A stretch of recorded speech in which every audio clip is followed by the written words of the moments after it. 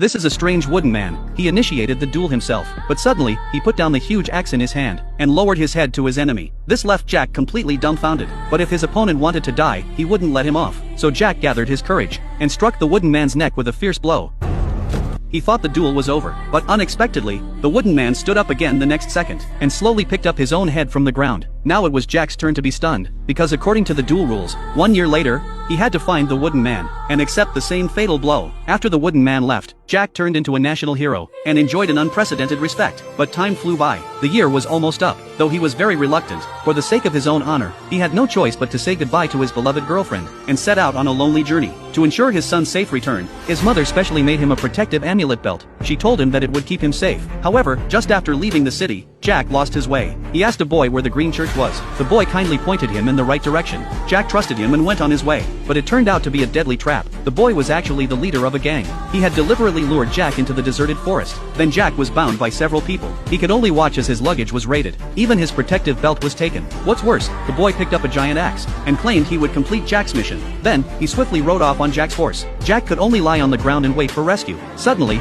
a skeleton appeared in front of him. That was the fate he had been waiting for. The terrifying illusion made him realize instantly that only by saving himself could he have a chance of survival. So he did everything he could to cut the ropes on his hands, and saved his own life. By now, it was getting dark. Jack had to wander aimlessly through the forest. He got lucky and stumbled upon a small house. He quickly entered seeking help, but it had long been abandoned. There wasn't even a soul inside. Fortunately, there was a clean bed upstairs where he could rest. But in the middle of the night, a woman suddenly appeared beside him. She accused him of taking her bed. Jack quickly apologized and got up. He was about to leave, but she moved toward him, and asked him to do her a favor. She led Jack to the pond, and asked him to help find her head. It turned out that long ago, a passing knight had tried to claim her. When she rejected him, he brutally chopped off her head, and threw it into the pond. Jack sympathized with her tragic fate. Even knowing she was a ghost, he decided to help. So Jack jumped into the pond. He searched and searched. Finally, he found her head. But when he surfaced, the woman had vanished. Jack could only return to the house with the skull, and found a headless corpse lying on the bed upstairs. Could it be the same woman? Jack instinctively looked at the skull,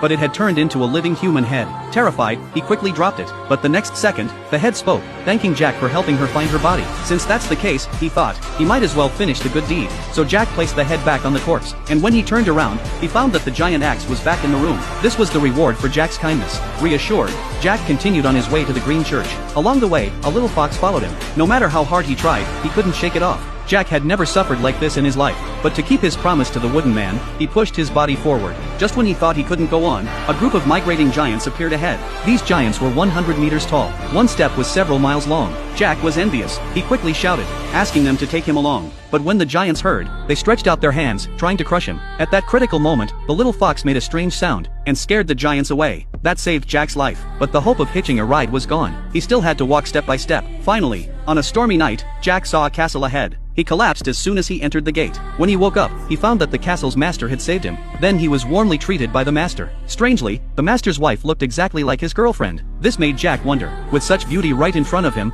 the master said that the green church was nearby. No need to travel far, so Jack stayed with ease. A few days later, the master went hunting. Before leaving, he made an agreement with Jack to exchange the catch for Jack's stay in the castle. But as soon as the master left, the mistress came into Jack's room. She pulled out a green belt. It was the very one Jack had lost. To get the protection of the amulet, Jack had no choice but to trade his body. But after it was over, he felt deeply ashamed. He quickly ran out of the castle. But on his way out, he ran into the master returning from hunting. The master asked for what Jack had earned that day. But Jack didn't want to give up his protective belt. Reluctantly, the master took his first kiss. But he kept his word. He handed Jack a catch, which turned out to be the little fox. After bidding farewell to his friend, Jack continued on his journey. But just as he was nearing his destination, the little fox suddenly blocked his way. And to his surprise, it spoke. The fox warned Jack not to go to the green church. If he turned back now, no one would know. But Jack had come this far. He didn't want to back out now, so he waved his axe and drove the fox away. After crossing the river, he soon found the green church. He gathered his courage and entered, and finally saw the wooden man. Sensing Jack's arrival, the wooden man woke up from his sleep. According to the rules of the duel, now Jack had to lower his head and accept the wooden man's fatal blow. But when facing death, no one can face it calmly. Jack begged for a little time to prepare, finally gathering the courage. But when the wooden man raised his axe, Jack couldn't help but shrink back again. It turned out that to be killed willingly takes more courage than killing. In the end, Jack abandoned his dignity and ran away like a beaten dog. When he ran out of the green church, he found the stolen horse right outside. Could this all be fate? No wonder they say the road to success is always full of thorns, while the road to mediocrity is often smooth. With the help of the horse, Jack quickly returned home. He was met by the king's knights crowning him, and his girlfriend's passionate love. Everyone considered him a hero. No one knew about his retreat. Soon, Jack became king. His life reached its peak, but he despised his girlfriend's lowly background, so he had the newborn baby stolen. Then he married a foreign princess, but he didn't love the princess at all. On their wedding night, he still kept the belt his mother gave him, because it was his amulet for safety. But even with ultimate power, without virtue, one cannot bear the weight. To expand his power, Jack led his army to fight. In the end, he was constantly retreating. His son died in battle. With a broken heart, Jack returned to the kingdom. He encountered the cold gaze of his abandoned wife. Soon, enemies broke into the palace. Jack could only cry on the throne, watching his family abandon him. It seemed that the protective belt didn't work anymore, so he drew out the belt.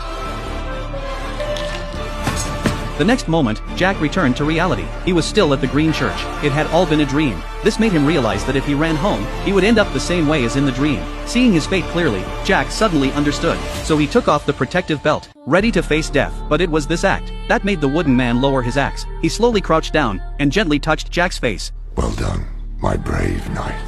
Now, off with your head.